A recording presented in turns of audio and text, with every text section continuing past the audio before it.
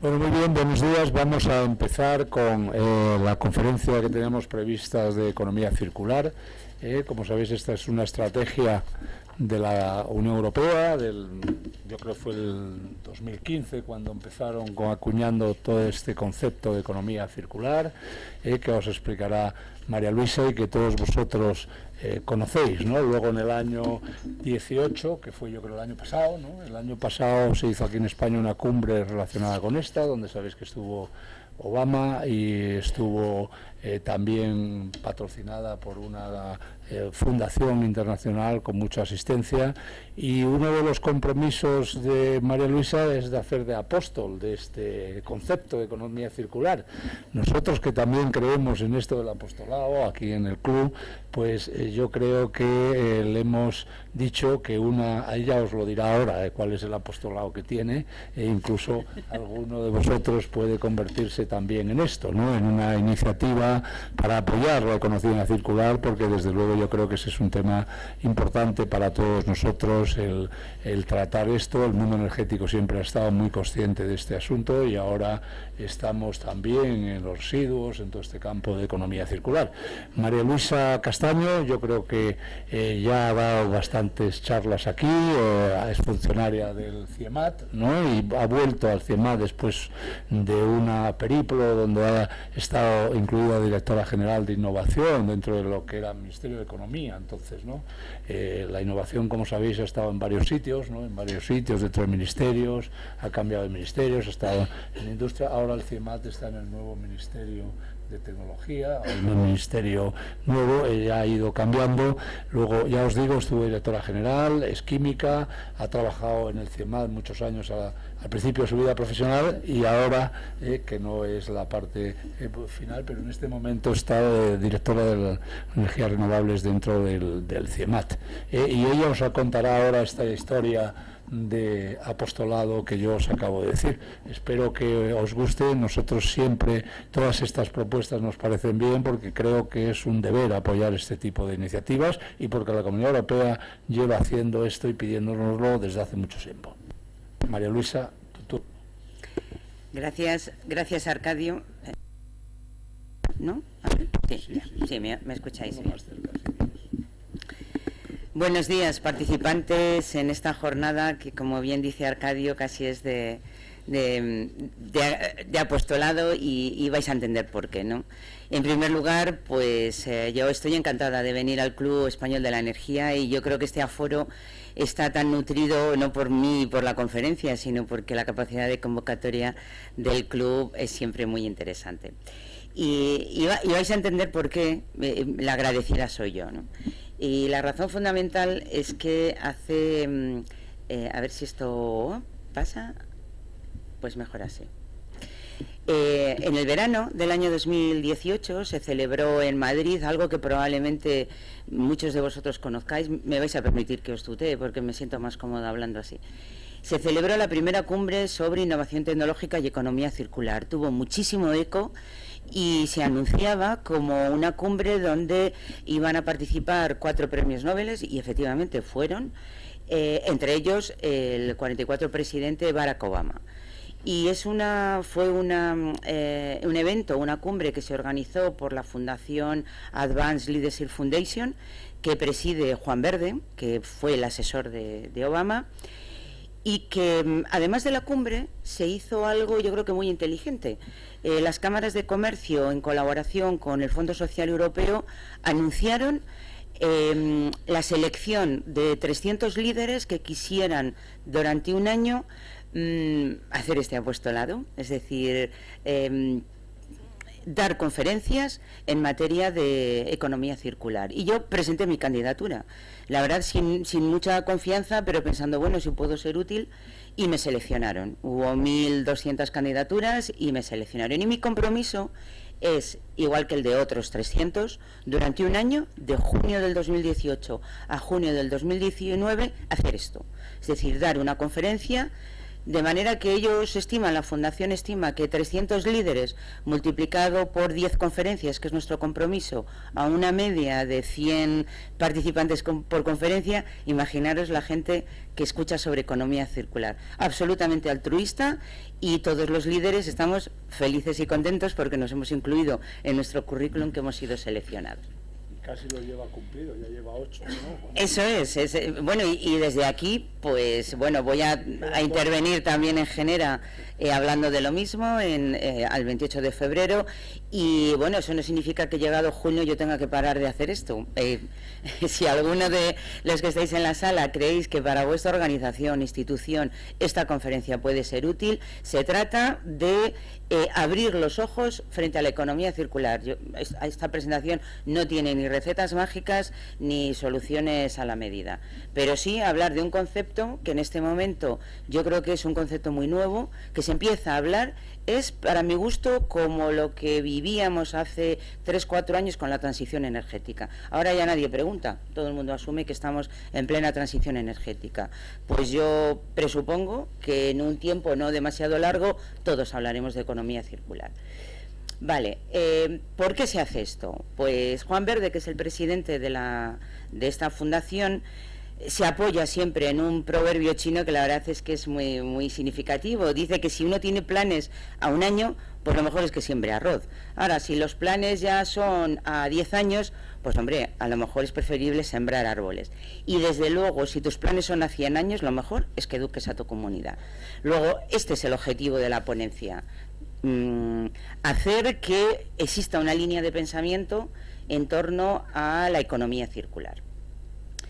Luego, realmente la cumbre, que tuvo como 3.000 participantes, entre los que estábamos los 300 líderes, y que, bueno, hubo entrevistas, un seguimiento mediático en las redes espectacular, lo que pretendía era ver cómo la economía circular y la innovación pueden ser una oportunidad para instituciones, para empresas y para el conjunto de un país. Es decir, es intentar pensar de una manera diferente a como hasta ahora tenemos basada nuestra economía, y lo explicaré a lo largo de la ponencia.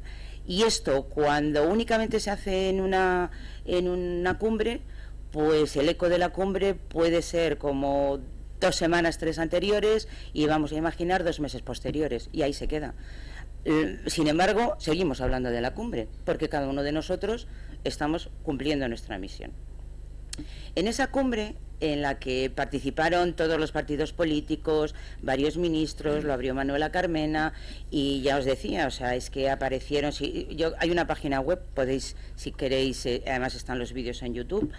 Lo que aprendimos, o lo que básicamente versó, es cómo y por qué, cómo se puede promover, de qué estamos hablando cuando hablamos de economía circular, qué oportunidades se ponen sobre la mesa, se apuesta de que hay una mejora en la productividad y en la competitividad, pero hay que ver por qué, y sobre todo qué medidas a nivel internacional, europeo y nacional se están adoptando en esta materia. Y antes de ver y hablar de economía circular, pues yo creo que es pertinente hablar de cuáles son los desafíos a los que se enfrenta no España y Europa, sino la humanidad en general, ¿no? El primer desafío es demográfico.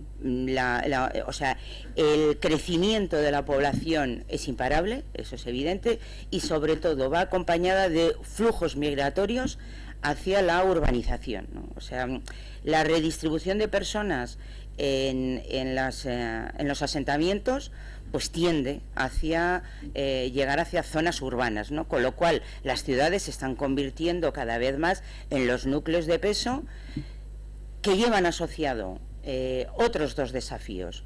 Uno es el energético. El crecimiento económico, pero sobre todo el crecimiento de la población, hace que las necesidades energéticas vayan aumentando, y sobre todo el impacto medioambiental que esto tiene. Luego, estos 3 desafíos, que son, bueno, son los desafíos del siglo XXI, ¿no? Son los que lleva a pensar que hay que diseñar la economía de una manera diferente. Hay quien dice, y esto es como muy impactante como titular de un periódico, que a este ritmo de consumo y de crecimiento necesitaríamos 1,7 planetas. y no tenemos.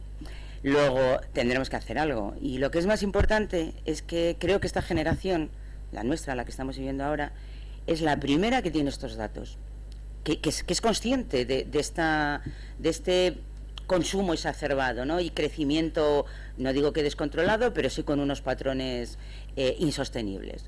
Es la primera que es consciente y probablemente sea la última generación con capacidad de hacer algo.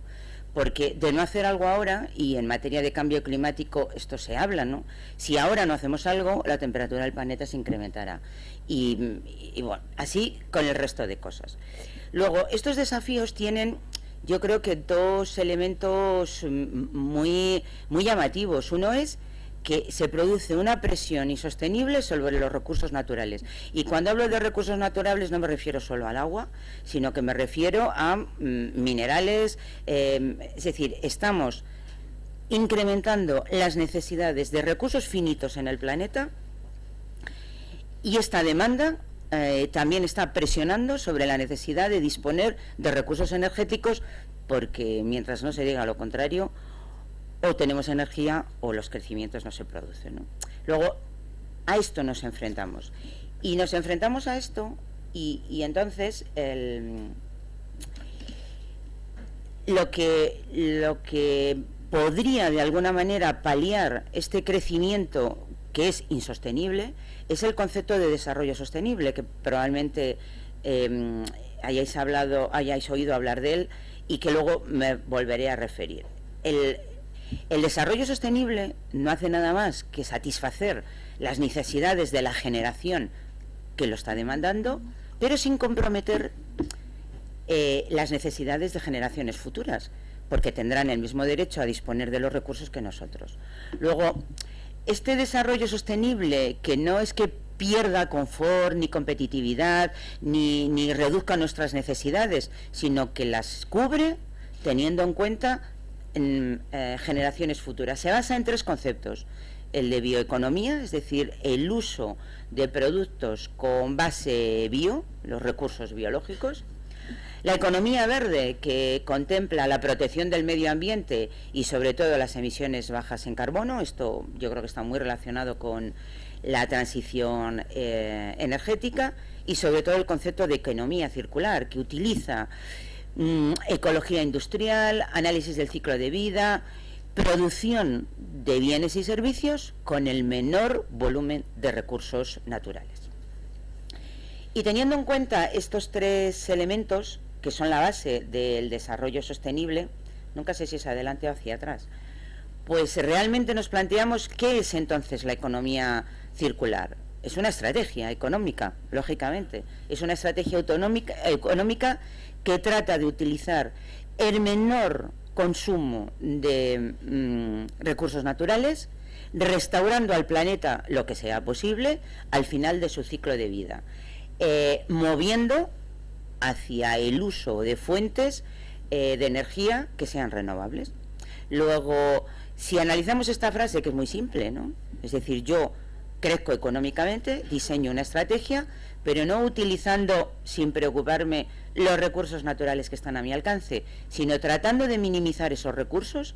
Yo necesito productos, pero con el mínimo volumen de recursos, y además devolverlos al planeta para usos posteriores, ¿no? Tal cual los he encontrado. Este es el concepto de economía circular. Y realmente no es un invento de la fundación que os comentaba.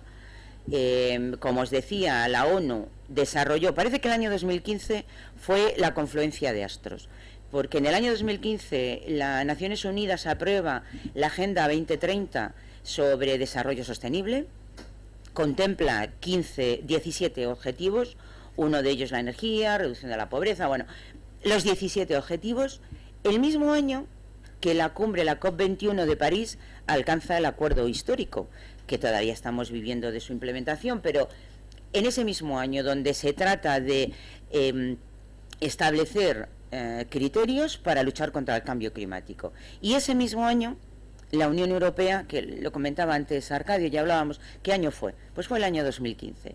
Establece el paquete de economía circular. Luego, cuando yo os decía que que hablar ahora de transición energética no es absolutamente novedoso para nadie. En un tiempo relativamente corto, hablar de economía circular va a estar en la agenda. Y lo va a estar porque la dinámica que tiene el avance de estas estrategias es equivalente a lo que hemos vivido con transición energética. Y España no está desconectada. España tiene una estrategia que probablemente no conozcáis, pero existe, tiene una estrategia de economía circular, también con el mismo horizonte, 2030, que trata de lo mismo, de establecer una nueva estrategia de consumo y de crecimiento económico que utiliza pues elementos innovadores para llegar a la misma competitividad y sostenibilidad del crecimiento, pero maximizando el uso de los recursos, o sea, minimizando su volumen y maximizando la utilización de esos recursos. Luego, bueno, este es el contexto. Realmente cuando la cumbre esta de Juan Verde anuncia esto, no cae en un terreno sin sembrar.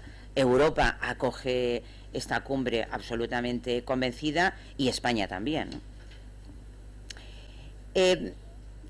Pero realmente cuando yo hablo de un cambio radical es porque venimos de esto, venimos de una economía lineal, una economía que está basada en que la economía utiliza los recursos que están a disposición, minerales, energéticos y demás, los utiliza, los extrae, los transforma y cuando ya los deja de utilizarlos, los desecha y eso sí, lo reciclamos, y aquí hay una estrategia absolutamente radical, ¿vale? Lo reciclamos. Pero es que no estamos hablando de esto. Esta es la economía lineal. Y es una economía donde la oportunidad para toda la industria está solo en esta línea. Solo en esta línea o en derivadas de esta línea. Pero la economía circular es diferente. La economía circular, la economía lineal, lo que habla es que si yo solo uso los materiales, los transformo, los utilizo y los reciclo, estoy teniendo pérdidas por el camino. Es más, os voy a daros 3 datos. ¿Vosotros sabíais que un vehículo pasa el 95% de su tiempo parado? Pues yo calculé el coche que tengo. ¿Cuánto circulo al año? 20.000 kilómetros. A una media de 50 kilómetros hora, sé cuánto tiempo está usando el coche. Pues menos del 5%. 95% un coche parado. Una oficina como esta, 35-40% de su tiempo ocupado. El resto, desocupado. El 30% de los alimentos que se producen se desechan. Estos son datos, o sea, está ahí. ¿Qué economía sería? ¿Alguien pondría en riesgo si yo utilizo más el vehículo, utilizo más una oficina, utilizo más los alimentos? No, es simplemente crecer de una manera diferente. Luego, las pérdidas en la economía son significativas. El riesgo de depender de productos que están en una localización geográfica que no son las del lugar donde se transforman y se producen, pues esto no hace falta que os explique cómo hemos estado y siendo dependientes de las materias primas que a lo mejor en un momento dado son propiedad de A y no de B, o están en una zona geográfica que está en un conflicto bélico. Es decir, a ver, la vulnerabilidad de las materias primas y sobre todo desde el punto de vista europeo, que importa 6 veces más materias primas y recursos de lo que produce, 6 veces más. Y por supuesto el concepto de que estamos deteriorando el planeta. O sea, si yo consumo y como mucho reciclo pero no devuelve, pues los elementos naturales ya no están como estaban al principio, y quien venga detrás de nosotros pues tendrá que hacer una transformación diferente. ¿Hacia dónde vamos? ¿Qué es la economía circular? Pues fijaros, la economía circular, y yo creo que es la gráfica más compleja de todo lo que voy a contar. Os sabéis que hay 2 líneas, ¿no? Una línea azul que habla de todos los procesos técnicos sobre un producto o un servicio, y una línea verde que es todo aquello que puede tener una recuperación biológica y una devolución al planeta. Realmente consiste en que desde el punto en el que yo extraigo y utilizo los recursos hasta el último final, donde puede que haya restos que no sean utilizables y sean necesarios emitir en los vertederos, cada una de las etapas, desde la extracción, primera transformación, segunda, hasta el producto, puede ser la base económica de otra industria. Esto es lo que supone recuperar un rediseño diferente de los productos, una reindustrialización distinta, conceptos como reparación, renovación, es decir, todo lo que es recuperar, reutilizar, abandonar las estrategias de obsolescencia programada, eso por el lado azul, y por el lado verde es todo aquello que son desechos y que ahora aparcamos como residuos gestionables, pueden ser devueltos, pues, no sé, dentro puede ser aprovechados energéticamente, devueltos a la naturaleza en la forma líquida, sólida o gaseosa que se considere, utilizados en otra industria como bioproductos iniciales, es decir, el concepto de economía lineal se imbrica con el de economía circular, porque ya no hay solo oportunidad en la línea de proveedores de la extracción hasta el desecho, sino que en cada una de las etapas esto aparece. Y aparece, por eso siempre se habla de tres conceptos. La economía circular necesita de la innovación, porque estos procesos circulares no están ahora en el mercado, hay que inventarlos, hay que identificarlos, hay que darles una oportunidad. Y segundo, se habla de la oportunidad y de la mejora de la competitividad y sobre todo del empleo, porque aparecen nuevas economías, nuevos mercados. En una economía lineal solo es el mercado y la economía que está en la línea vertical, mientras que en esta circular la oportunidad no solo es para la empresa inicial o las corporaciones que tienen la economía más lineal, sino que pueden llegar a alianzas con otras entidades que desarrollen los productos en cada una de las etapas, ¿no? Voy a poner un ejemplo que yo, en mis vidas anteriores, que decía Arcadio, yo tuve mucha relación con el sector aeronáutico, y el sector aeronáutico utiliza aluminio para la fabricación de piezas, que parte de un tocho de aluminio de estas características y que llega a la pieza determinada por mecanizado. Probablemente haya un 80% de desperdicio del aluminio inicial, que está mezclado con taladrina, bueno, que es un...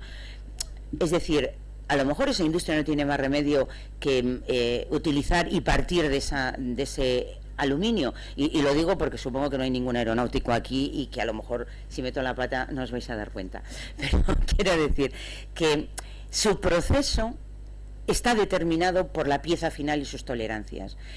Y lo que hacía era tener un proveedor que se llevaba como chatarra el aluminio. Bueno, pues a lo mejor puede generarse una industria que separe la taladrina del aluminio, y es un aluminio de altísima pureza, porque no vale cualquier aluminio para la industria aeronáutica, y se puede generar un mercado alternativo. Por tanto, en el esquema tradicional, y yo creo que sí que puedo asegurar que en este momento hay muchas corporaciones que ya están incorporando y han incorporado en algunos de sus procesos este concepto circular, pero en general nuestra economía sigue basada en este concepto lineal. Entonces, es una economía pues que es muy dependiente de los recursos, porque en ningún momento los subproductos de una industria son recursos naturales de otra, no lo son. O sea, es como si fuera una desvinculación de los mercados, ¿no? Entonces, la exposición a la volatilidad de los precios, a la disponibilidad, las limitaciones y las grandes pérdidas, hace que la economía lineal, cuando a veces analizamos, es que tenemos una sociedad muy poco productiva, bueno, pues siempre insistimos en la mano de obra y vamos a bajarle el precio a la mano de obra. No, pues a lo mejor somos poco competitivos porque estamos teniendo pérdidas en todo nuestro proceso por este concepto. Mientras que si vamos a la economía circular, pues habrá un crecimiento diferente. Sí que es verdad que tengo que estar dispuesto a establecer alianzas, ¿vale? O sea, puede que toda la economía circular no sea posible que esté depositada en manos de una única corporación, pero no me parece malo. Quiero decir que cuanto más amplio sea el perímetro de tu negocio, más oportunidades habrá. Por supuesto que habrá ahorros, pero los empleos, estas oportunidades necesariamente tienen que estar basadas en la innovación, porque de manera natural no va a salir el utilizar los subproductos de una institución, salvo que en algún momento exista una estrategia que nos obligue a que un porcentaje de los subproductos de nuestra industria, como está ocurriendo con la transición energética, si nos obligan a que un porcentaje de la generación eléctrica no, bueno, sí, el 35% de la generación energética sea renovable, pues ya hay algo que lo obliga. Y de lo contrario, o es por innovación y por tener una visión muy amplia, o no es posible, no es fácil que se llegue a implementar estos procesos que a priori no parece que se vean que tengan un beneficio, pero los tienen, ¿no? Como todo en la innovación. Por tanto, si en esta gráfica las tres primeras afirmaciones, es decir, que reduce la necesidad de materias primas, es obvio, que genera o minimiza la generación de residuos y que, lo más importante, las materias primas que son costosas permanecen más tiempo en el mercado. Si yo reparo, reutilizo, rediseño, la materia prima que inicialmente yo necesitaba para producir 10, 100, 1000, si yo ahora vuelvo a meter en el mercado esa materia prima, los tres primeros hablan de desvincularse o de reducir la dependencia de las materias primas. Si además fomento sistemas de ecoinnovación o ecoindustria, estoy creando nuevas oportunidades en el mercado que no existían. O sea, si yo me limito simplemente a utilizar un material, transformarlo y ponerlo en el mercado y me olvido que esos productos pueden tener una segunda o una tercera vida, pues estoy obviando estas oportunidades. Y por último, yo creo que la generación de estos mercados secundarios o terciarios asociados a una producción inicial, lo que hace es que genera oportunidades, yo creo que sociales, ¿no? Y os voy a contar un caso. El CIEMAT tuvo una conferencia sobre economía circular de una persona de la Unión Europea y contaba su ejemplo. Él vivía en un pueblecito cerca de Bruselas y todos los sábados había un mercado, y ese mercado era el mercado de las reparaciones, de manera que había 2, 3, 10 profesionales que eran capaces de juzgar si la cosa era reparable o no y qué había que hacer, y había poblaciones que tenían un secador, una afeitadora, un molinillo, un no sé qué, que se le podía dar un segundo uso. En algunos casos era conseguir una piececita que estaba no sé dónde, es decir, ese mercado, que no lo estoy poniendo como un ejemplo que va a transformar la economía, pero quiero decir, la segunda o tercera vida de un electrodoméstico está en contra de esta obsolescencia programada y de que yo tiro algo antes de reparar. Pues no es porque no tenga capacidad adquisitiva para comprar uno nuevo, sino porque la conciencia social me lleva a darle una segunda o una tercera vida y a hacer que ese producto permanezca en nuestras vidas, en el mercado, más tiempo. Y sobre todo fomenta algo que yo creo que los que estamos inmersos en la transición energética estamos aprendiendo a ver, ¿no? La existencia de modelos colaborativos donde todo el mundo gana. Es decir, un modelo colaborativo donde no solo hay una industria que tira para adelante y que adquiere sus beneficios, sino que arrastra otras industrias y otros agentes que empiezan a trabajar de manera colaborativa, ¿no?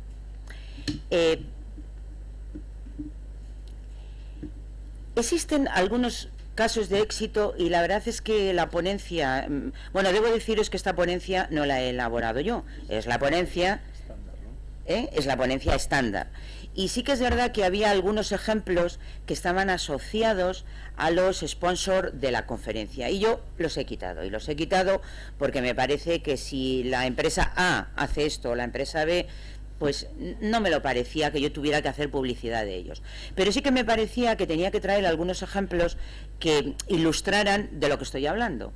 Entonces, para empezar, yo creo que en este foro no hace falta hablar de que las energías limpias, utilizando fuentes de energía renovable, encajan de lleno en lo que es el concepto de economía circular. Ya no se trata de extraer un material a varios millones de kilómetros de mis fronteras, transformarlo y demás, sino que podría utilizar recursos naturales a mi alcance: agua, sol, viento. Esto encaja en el concepto de economía circular.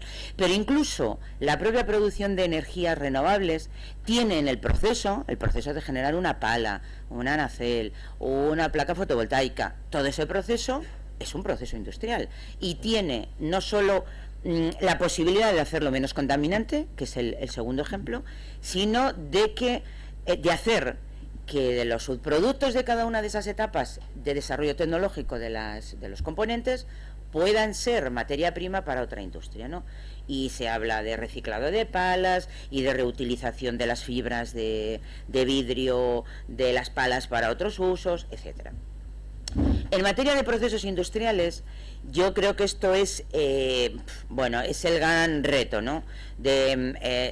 No solo porque todas estas industrias van a tener que transformar sus procesos para ser medioambientalmente menos emisores de CO2, sino menos contaminantes en general, no solo CO2, sino otros elementos. Luego, la transformación industrial, y aquí hay muchos ejemplos, porque cómo hacer que tu proceso industrial emita menos CO2 y además tenga menos productos contaminantes. Bueno, esto se aborda y se ha abordado, pero por legislación. O sea, si yo no puedo emitir a la atmósfera tantas cantidades de CO2 o tantos de SOx o de lo que sea, lo hago. Pero además, ¿y si mis subproductos, que de momento no son contaminantes, sino son subproductos, puedo utilizarlos como un mercado alternativo y generar? Eso es economía circular. Hay un ejemplo que a mí me gusta mucho utilizar, porque España aún tiene una base agrícola muy importante, y es que yo creo que la producción agrícola se ha transformado muchísimo para mi gusto, creo que el que más, junto con las comunicaciones. Mi abuelo era agricultor, y como mi abuelo cultivaba, generaba y hacía su negocio, nada que ver con lo que se hace ahora. Una agricultura de precisión donde se ahorra en energía, se ahorra en agua y se ahorra en fertilizantes, incluso donde se añaden fertilizantes a la medida, de manera que esta producción está ahorrando materias primas, agua y energía, pero sobre todo minerales, que de dónde salen los fertilizantes, de minerales. Incluso se está hablando de la utilización de fertilizantes procedentes de los residuos agrícolas. Fijaros, esto sería cerrar el círculo sin lugar a duda. Y yo creo que el ejemplo más bonito, y que a mí me gusta más en el Club de la Energía, utilizarlo aquí, es el aprovechamiento de nuestros residuos para producir un gas natural alternativo al gas de yacimiento, y donde la industria gasista pues está desarrollando y tiene interés. Y ya hay un ejemplo. Madrid es una de las ciudades donde el gestor de residuos, que en este caso es Valdemín Gómez, ya tiene creo que desde marzo, bueno, va a hacer un año, tiene una planta de digestión anaerobia donde utiliza la fracción orgánica de los residuos orgánicos de los madrileños para producir un biogás que, purificado, puede inyectarse con las mismas características en la red. Así que no sé si lo sabéis, pero hay un porcentaje del gas que utilizáis cuando utilizáis el gas que procede de vuestras basuras. Bueno, de las mías también, ¿eh? O sea que, este es un ejemplo precioso, ¿no? Entonces, esto sí que es cerrar el círculo. Y esto se puede hacer con los residuos orgánicos, con los residuos agroalimentarios, con los residuos ganaderos, con los residuos de plantas potabilizadoras de agua, todo lo que utilice un residuo orgánico, biológico. Y existe financiación para ello. En este momento hay financiación, una línea de financiación bancaria que puede ser el BEI, puede ser el Banco de Desarrollo Interamericano. O sea, hay una línea de financiación verde. Y es más, yo creo que he aprendido de vosotros que algunos de los inversores que están invirtiendo en algunos de los negocios empiezan a exigir que su negocio tenga conceptos de economía circular y de economía verde. Y yo creo que he leído esta mañana, igual no sé si hay alguien de Red Eléctrica y me lo puede confirmar, que dice que Red Eléctrica, gracias a la financiación verde, que entiendo que es esta, ha podido reducir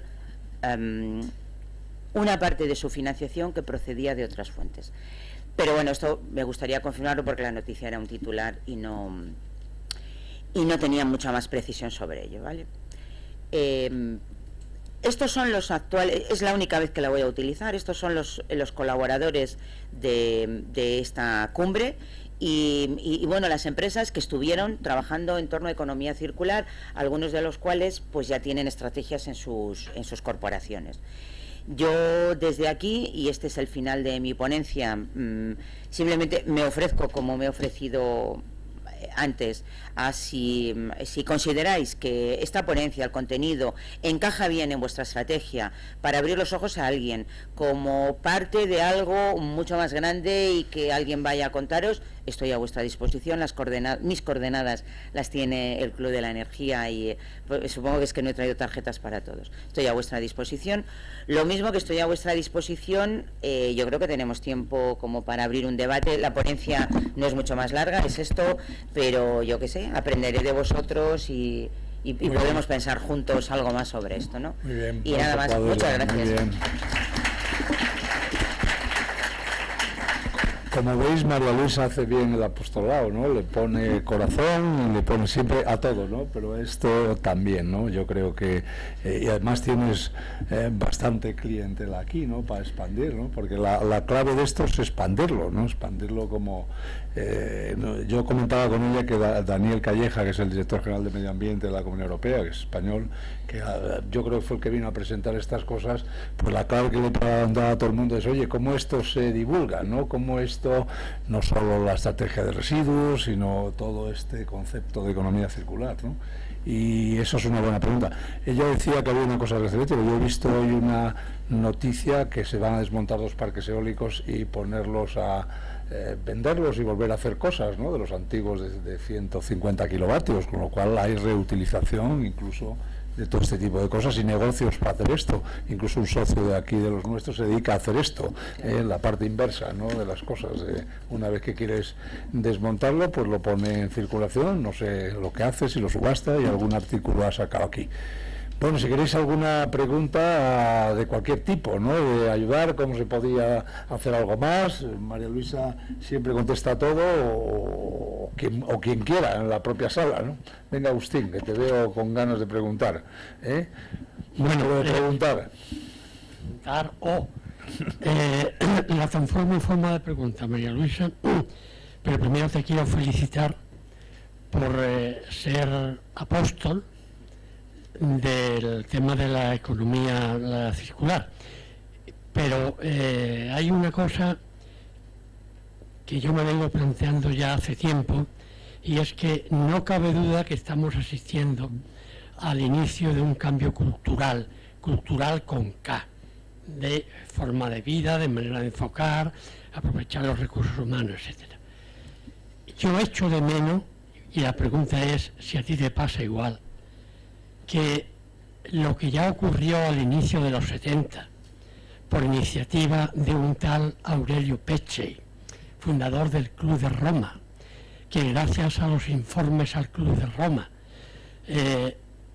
se acuña el término sostenibilidad, y que hoy día, y te pregunto, me da la impresión de que se ha olvidado ese concepto, que está cosificado desde el punto de vista de la gramática, de los términos, donde se habla de cosas contradictorias, como es el crecimiento sostenible, cuando es una contradicción, sería desarrollo sostenible. La pregunta es, ¿no estamos obviando determinados conceptos de inicio, como es la diferencia entre desarrollo y crecimiento, que es la diferencia entre la economía lineal y la economía circular, y el concepto de sostenibilidad, que a mi juicio, no sé qué piensas tú, no ha conseguido situarse adecuadamente, sobre todo en el ámbito técnico, político, institucional? Sí, bueno, como conozco a Agustín, que además es nombrado presidente de mi club de fans desde hace tiempo, pues lo conozco, ¿no? Vamos a ver, primero, yo pido disculpas porque creo que en mi manera de hablar igual he confundido los términos, que efectivamente tienes razón. O sea, no es lo mismo crecimiento que desarrollo, y bueno, el planeta tiene sociedades que están creciendo y sociedades que se están desarrollando, ¿vale? Entonces, yo estoy de acuerdo y pido disculpas por eso. Lo que sí que es verdad, Agustín, es que mi experiencia a lo largo de estos años es que cuesta mucho, cuando un Titanic va en una dirección, cuesta mucho girarlo, ¿vale? Por supuesto que esto no es nuevo, y el Club de Roma y otros antes han hablado de esto, de la insostenibilidad del consumo, de la insostenibilidad del desarrollo y del crecimiento, de ambos. Es insostenible. Lo que sí que tengo la sensación es que poco a poco la sociedad, y esto es algo que se me ha olvidado comentarlo antes y lo voy a comentar ahora, estamos cambiando nuestra mentalidad, todo es una cuestión cultural. Y un aspecto importante es que yo creo que hasta el siglo XX el papel del ciudadano y de las sociedades era muy pasivo.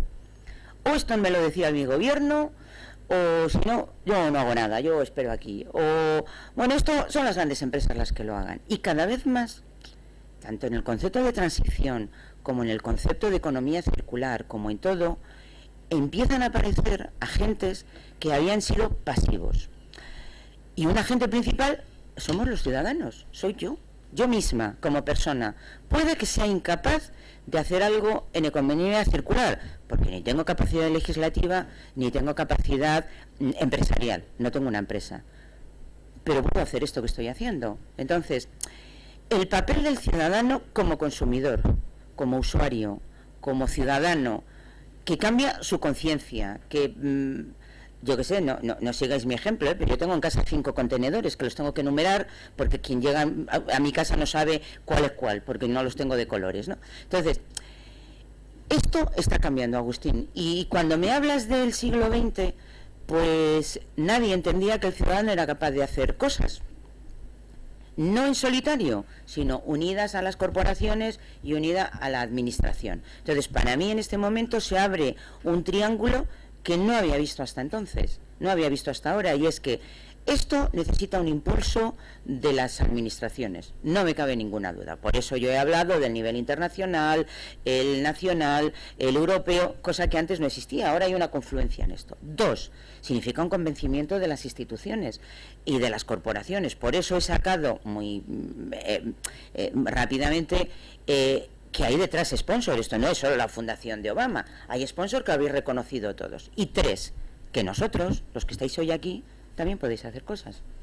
Entonces, este triángulo yo creo que tiene más fuerza que alguien emitiendo una teoría y que puede creérsela o no. O sea, yo pretendo que, no sé cuántos somos aquí, 100, sí, pues que hoy 100 personas vayáis con una idea sobre economía circular distinto a como habéis entrado por la puerta a las 12. Y eso ya es un avance. Cuando se lea algo sobre economía circular, os acordaréis de aquella mujer que estaba en el Club de la Energía un día hablando de economía circular.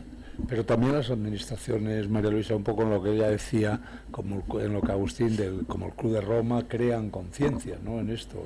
Hay asociaciones por ahí, pero quizá podrían favorecer más este tipo de cosas, ¿no?, que yo creo que siempre es de crear opinión, ¿no? Sí, yo creo que la opinión está bien, pero cuando cae en un terreno abonado está mejor.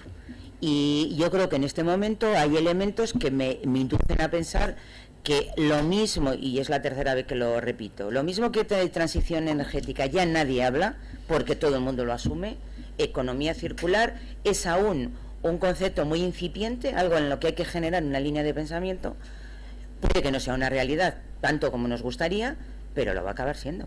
Yo estoy convencida, soy optimista por la naturaleza, pero lo va a acabar siendo. ¿Alguna pregunta queréis hacerle más?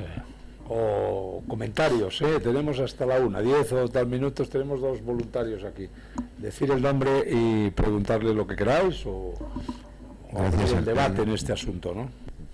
Gracias, Arcadio, y quiero agradecer a María Luisa pues su exposición y su apostolado.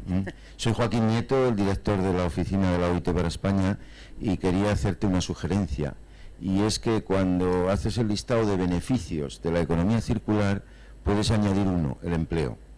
Yo sé que cuando se hizo esa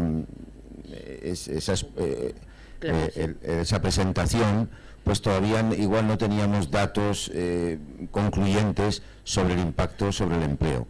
Pero recientemente, en el informe de la OIT sobre 2018, hicimos un estudio del impacto que iba a tener sobre el empleo la transición energética, que daba unos resultados bastante espectaculares, porque era el cumplimiento de los acuerdos de París, implicaba la generación de 24 millones de empleos, aunque implicaba la pérdida de 6, pero no obstante se generaban 4 veces más. Pero de paso, mientras se hacía ese estudio, se analizó qué previsiones había de generación de empleo causados por el desarrollo esperable de la economía circular a lo largo de esta década. Y daba un resultado también muy interesante, que eran 6 millones de empleos, además de los 24 millones de la transición energética, había 6 millones adicionales de la economía circular. Y si la economía circular, pues las empresas la asumen, los gobiernos la asumen, la sociedad la asume y va más fuerte que lo que ahora mismo se espera, pues esos resultados de empleo se pueden multiplicar. Pero la sugerencia es que puedes añadir perfectamente, porque ya tenemos datos concluyentes, que uno de los beneficios de la economía circular es el empleo, que tanto falta hace en el mundo. Hay 200 millones de desempleados y en unos lugares más que en otros, y España pues sigue siendo, a pesar de que ayer los datos de empleo eran muy interesantes, pero sigue siendo un país falto, y con unas tasas de desempleo que hay que reducir. Gracias, muchas gracias por la sugerencia. Pregunte otro señor por allí, Isabel, otro chaval.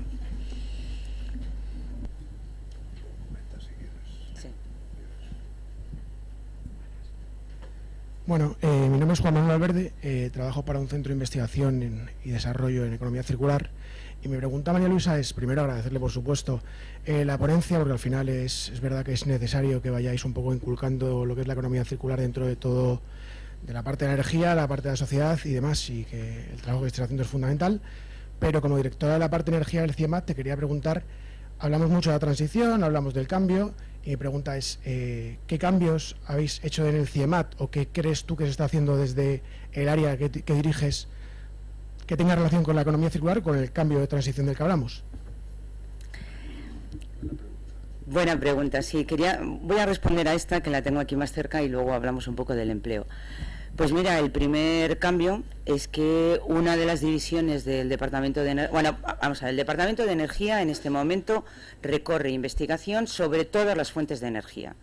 Y de hecho la misión que tiene el CIEMAT es estar al servicio de lo que demande el país. Somos un organismo público y dependemos del nuevo ministerio. O sea que estamos al servicio de la estrategia española energética. Pero uno de los principales cambios, bueno, sobre todo dos, es que el CIEMAT y el Departamento de Energía tuvo un origen nuclear. Nos llamábamos Junta de Energía Nuclear. Todo el 100% de los empleados del CIEMAT se dedicaban a energía nuclear. Y en los años 80 hemos girado de manera que ahora la energía nuclear es una parte, sí, de mi departamento, pero no la exclusiva, es como un quinto, más o menos, de todo el personal. Se creó en los años 80 un departamento de energías renovables que recorre todas las energías renovables, la fotovoltaica, todas. Se creó y se consolidó una plataforma en Almería, que es la plataforma solar de Almería, de geotermia. Y el departamento de combustión y gasificación, que tradicionalmente estaba asociado a la mejora y a la combustión de los carbones, ahora mismo su conocimiento, su tecnología y sus instalaciones están siendo utilizadas para generar otra combustión distinta. Yo meto ahí, en lugar de carbón, otras cosas, ¿no? Y por último, yo creo que, o sea, fíjate, si te estoy hablando, es que claro, como esto es como, mi vida también ha sido circular. Yo arranqué en el mundo, yo nací en el mundo nuclear, yo empecé en el mundo nuclear, me fui al ministerio, volví y ahora estoy al frente del departamento. Entonces, la transformación de los profesionales, de las instalaciones y de la estrategia del CIEMAT, yo creo que no tiene parangón. O sea, un centro que en los años 50 nace como GEN, Junta de Energía Nuclear, que ahora se llama CIEMAT, y que la energía nuclear, que también se ha transformado, porque estamos trabajando en la operación a largo plazo de reactores, el almacenamiento de residuos, de alta, de media, de baja, e incluso criterios innovadores, porque entendemos que incluso aunque este gobierno o el que sea decida cerrar las nucleares, conocimiento en el ámbito nuclear se va a necesitar, porque la energía nuclear se utiliza en medicina, se utiliza en otros ámbitos. Luego, una transformación radical, que no ha costado poco, porque esto ha supuesto en la misma generación mover mover una estructura mastodóntica. Luego, y esto tiene que ver con la generación de empleo. Nosotros no hemos perdido a nadie, o sea, por el camino hemos tenido que reconvertir. Y yo creo que este es un elemento muy importante, porque tanto la digitalización, la robotización, todo esto lo primero que genera es miedo. Miedo, yo voy a perder mi puesto de trabajo. No, simplemente se está transformando. ¿O no nos hemos transformado nosotros desde las comunicaciones con un teléfono de ruleta hasta tener un smartphone? Nos hemos transformado. Luego, la sociedad se va a adaptar, no me cabe ninguna duda. Y mi abuelo, del que siempre habla, nació agricultor y murió agricultor. Ya mi generación, yo he tenido que transformarme, y la de mis hijos probablemente a lo largo de su vida laboral vayan a tener que adaptarse a nuevos empleos. Pero eso es así, esto va muy deprisa, y yo siempre creo que el saldo es positivo, y que igual se destruyen unos puestos y se generan otros, pero el saldo siempre es positivo y adicional. Se generan puestos de mayor cualificación, mucho mejor retribuidos y mucho más gratificantes, sin lugar a duda. O sea que soy una fervorosa de esa sugerencia, y el CIEMAT en permanente cambio. Bueno, esto de la economía circular que dice ella, que empezó y volvió y acabó, hay un libro ahora muy famoso: si uno vive 100 años ya no puede tener una vida lineal, ¿no? O estudiar o lo que sea, trabajar y jubilarse, sino que tiene que circularmente y funcionar en varios empleos y varias cosas diferentes. Así que yo os lo recomiendo, no me acuerdo cómo se llama, 100 años, que es un libro americano. Si uno ve, es 100 años... La vida en 100 años. La vida en 100 años creo que se ha traducido, que pone 3 ejemplos: una persona nacida en los años 40, una persona nacida en los años 70 y una persona nacida en los años 90. Uno viviendo 75 años, otro viviendo 84 y otro viviendo 90 y no sé cuántos años. ¿Cuántos? Entonces, claro, porque la pensión no le da, ¿no? Al último creo que le llegaba al 15% de lo que necesitaba para vivir, ¿no? Así que yo... más preguntas, ya que estamos hoy en una cosa un poco abierta. Mira, buenos días, soy Fernando López de Silanes, director de proyectos especiales de Nagas. Acércatelo un poco. Perdón. Solo un poco como complemento a lo que ha dicho María Luisa, pues confirmaron, ¿no?, que efectivamente en Valdemín Gómez pues es el único punto que tenemos en la red de Nagas de entrada de biogás. Bueno, esta planta de biogás tiene una segunda fase que es una planta de upgrading para eliminar el CO2, y entonces realmente se posibilita que este biometano pueda entrar en la red, y es el único punto en España que tenemos, ¿no? Nosotros, para que sepáis un poco lo que estamos haciendo desde Nagas, estamos trabajando en varios proyectos, porque plantas de biogás hay unas cuantas en España. Estamos trabajando en varios para realmente hacer el upgrading de este biogás, transformarlo en biometano, de tal forma que se pueda alimentar a la red, porque tampoco tenemos duda que en el 2050, ¿no?, pues probablemente pues por la red nuestra de Nagas lo que pasará pues será gas renovable, y probablemente pues el gas como combustible lo perderemos gracias a este gas renovable. Es un poco contaros los proyectos en Europa, en países como, bueno, en Francia pues hay más de 100 puntos de inyección a la red, en Alemania hay más de 1000, en España solo tenemos uno, pero bueno, se está trabajando y estamos trabajando, porque es uno dentro de las áreas que ha dicho María Luisa, pues de las más gratificantes, ¿no?, del tema de los gases renovables. Gracias. Gracias, Fernando. Aquí tuvimos una jornada que podéis ver, que está grabada ahí en la web nuestra, sobre gas renovable en diciembre, que estuvo el secretario de Estado también hablando de este tipo de cosas. ¿Alguna pregunta más? Allí tenemos un Agustín, no te dejo más. No, segunda vuelta, ahora final. Hola, buenos días, soy Juliette. Señora. Quería saber si respecto a la obsolescencia programada, que sepáis, los estados están tomando medidas a nivel de ley. Bueno, la verdad es que lo desconozco. Desconozco si hay alguna legislación al respecto. Yo no sé si son buenas prácticas. No soy consciente. Hay una discusión, pero ¿no? claro, es una discusión más que no sé si alguien sabe algo más para sí, contestar. A lo mejor alguien más sabe si esto va a acabar siendo. Yo creo que son buenas prácticas. Hay una discusión abierta, pero no soy la persona adecuada para responder porque no estoy en el mundo legislativo. O sea que, pero mira, me voy a interesar por ello. Gracias por la pregunta. Bueno, ¿alguno más quiere? Si no, le dejamos decir a mi otro señor allá atrás. Sí, Red Eléctrica. Buenos días, soy Vicente González. Me vais a permitir que no diga la empresa a la que pertenezco porque mi intervención va a ser a título personal, pero si queréis luego a la salida os aclaro lo de la nota de Red Eléctrica.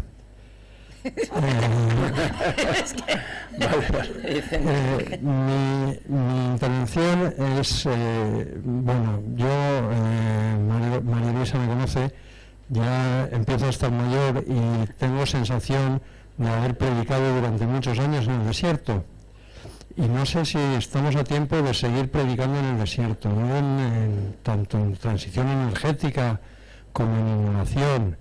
Y no sé si nos va a pasar ahora lo mismo con la economía circular. Echo de menos mucho más compromiso por parte de las administraciones. Creo que yo no sé si los impuestos al diésel de Francia estaban bien o mal diseñados, pero supongo que cuando los elevaron al rango de ley es porque pensaban que estaban bien diseñados y no podemos dar marcha atrás en medidas, si es verdad que las hemos hecho pensadas. Si no ha sido una ocurrencia, lo que hay que hacer es no tomar esas medidas.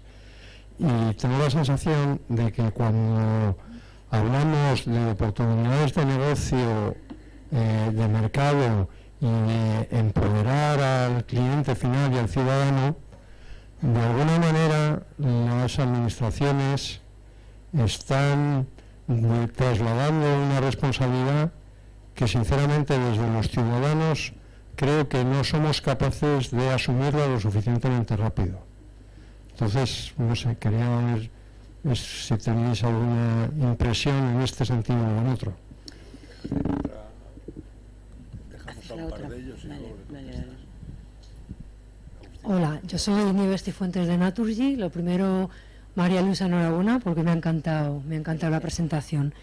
Y un poco al hilo de lo que estabais comentando, yo sí creo que a nivel europeo hay una estrategia de economía circular que es algo a futuro, pero sí que incluye medidas como que los impuestos realmente incorporen todo lo que es el impacto ambiental, etcétera. O sea, es decir, que al final lo que tiene lógica en este modelo circular tenga también una lógica económica, es decir, que al final me salga más barato reparar, que al final me salga más barato reutilizar, o sea, y sí que hay, digamos, estrategias a nivel europeo que está también empezando a verse reflejado. En España también hay un plan estratégico de economía circular, que hubo un borrador que se pasó a información pública, ¿no? Entonces, sí lo hay, pero es verdad que, como ha dicho María Luisa, es un cambio de paradigma brutal y esto pues va a llevar su tiempo, pero sí se están dando pasos. No sé si a la velocidad adecuada o no, ¿vale? Ahí yo también puedo tener la duda, pero sí que un poco se está andando este camino a nivel institucional. Muy bien. Tenemos otra pregunta. Bueno, contesta si quieres. Y ahora... Sí, yo, fijaros cómo se dice eso, que yo he sido cocinero antes que fraile. Yo he estado 13 años en la administración y sí que es verdad que vivimos un momento políticamente muy difícil, es un momento muy complejo y que yo he sido testigo de algunas ocurrencias que más vale que no las hubiéramos puesto sobre la mesa. Y yo lo que siempre he echado de menos, más que ocurrencias o medidas, es tomar una visión global del Estado. Es decir, la economía circular es una estrategia que impacta en la transición energética, en la transformación industrial, en la digitalización, en impuestos. Es una visión global. ¿Por qué Francia tiene una estrategia de gas renovable, no sé cuántos has dicho, 500 puntos de inyección, no sé qué? Porque cuando lo piensan en global. A mí, yo creo que tenemos que aprender, y tenemos que aprender que las políticas del Estado no son cajones estancos. todo tiene que ver. Entonces, ahí también se está aprendiendo, y se está aprendiendo a que una transición energética o ecológica, o como queramos llamarla, tiene impacto y el papel de la administración no solo es legislar y regular, sino permitir vía impuestos un foro, o bueno, vía impuestos gravando o vía impuestos aliviando. Es decir, las políticas de Estado son unas políticas globales, y son globales en todos los sentidos.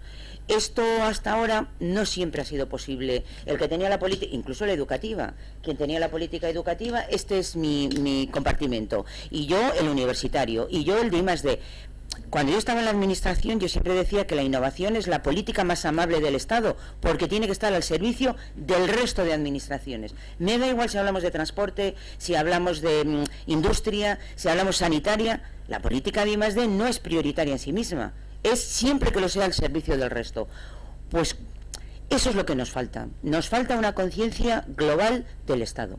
Y eso nos llevaría pues a estas implicaciones, y se está cambiando, ¿eh? Yo estoy de acuerdo con la intervención previa de que, bueno, todos somos humanos, o sea, el Estado no es una máquina, no es un robot, está formado por personas que tienen que aprender a ejercer. El país realmente tiene es muy adolescente desde el punto de vista democrático, y tenemos que aprender. Hay países que nos llevan 100 años de democracia, y ese es un camino que hay que aprender, y en ese aprendizaje yo creo que la tendencia es a pensar las cosas como cuando pensáis una obra de estas, no pensáis en las tuberías y en la electricidad, pensáis en toda la obra en conjunto.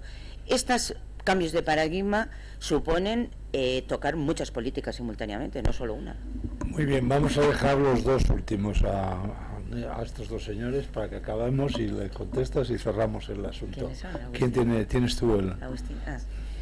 Yo felicitar otra vez al Club Español de la Energía, a Arcadio, y también a María Luisa Castaño. La verdad es que ha sido un placer poder oírte. Yo soy Esther Marín, directora general de Energía, Actividad Industrial y Minera de la región de Murcia, y me voy con mucha energía después de haber estado esta mañana hoy aquí, porque es verdad que muchas veces las administraciones nos sentimos que estamos predicando en el desierto, y ver que hay gente que piensa de la misma forma, pues la verdad es que es un placer.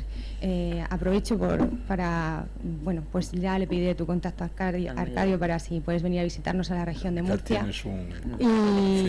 Y bueno, yo comparto la visión que dices de que hay que pensar en global. Desde los gobiernos regionales también tenemos que pensar en global y trabajar todos en equipo. Antes he oído que la administración tenía que ayudar más, pero la administración sola no puede. Vengo acompañada de 2 funcionarios y la administración sola no es capaz. Si la ciudadanía y las personas y todos no trabajamos de la mano y en la misma dirección, esto no se va a conseguir, y la transición energética y el cambio climático tampoco lo vamos a lograr, y al final estamos hablando del futuro para nuestros hijos. Entonces yo creo que o cambiamos todos el chip y pensamos en global y estamos en Europa y en nuestro país, o no vamos por el buen camino. Muchas gracias por darnos tanta energía y conocimiento en tan poco tiempo. Gracias a ti, directora. Vamos a dejarle a Agustín, que quiere decir algo. No se va contento si no lo dice. Seguro que alguno ya me lo ha oído antes, pero es una reflexión para el apostolado, que como bien sabéis, estoy dedicado al apostolado desde la guerra de Yom Kippur. El tema de la eficiencia energética, cuando allí más abajo había un letrero grande que decía: si usted puede, España no puede. Hablando de gasto de energía, estoy hablando de hace ya bastantes décadas. Cuando yo oigo la palabra empoderamiento del ciudadano, me entra un nerviosismo tremendo. Y es que tenemos que ser justos con ese término. El ciudadano ya está empoderado en la democracia, aunque la democracia siempre es joven. No podemos ni debemos cambiar lo que hay que hacer instrumentalmente a la sociedad, que pasa por las instituciones, por exclusivamente el comportamiento ético individual del ciudadano. Por ejemplo, tú tienes en tu casa 5 bolsas de basura para seleccionar. Yo tenía 3. Tengo una porque está a 6 kilómetros de mi casa, donde yo puedo dejar esa basura clasificada. Puedo rezar, puedo hacer lo que sea, puedo tener mucha más conciencia, puedo hacer todo lo que quiera de ahorrar energía, pero si los cristales son cristales simples, no lo voy a conseguir ni poniéndome en medio. Por tanto, el empoderamiento del ciudadano, el más eficaz, es el que sea capaz de exigir a los poderes públicos aquello que no puede haber sitio para su buena conducta. Por tanto, es la tecnología y es justamente lo que te he dicho, la visión holística. Pero no cambiemos el comportamiento ético por el comportamiento instrumental político, porque sería un fracaso como lo ha sido en el tema de la eficiencia energética. Vale. Bueno, María Luisa, Yo acabo con 2 palabras. Gracias por escuchar aquí hasta la 1:10 a esta mujer que habla de esto, y a vuestra disposición. Muchas gracias a ti por venir. Vamos a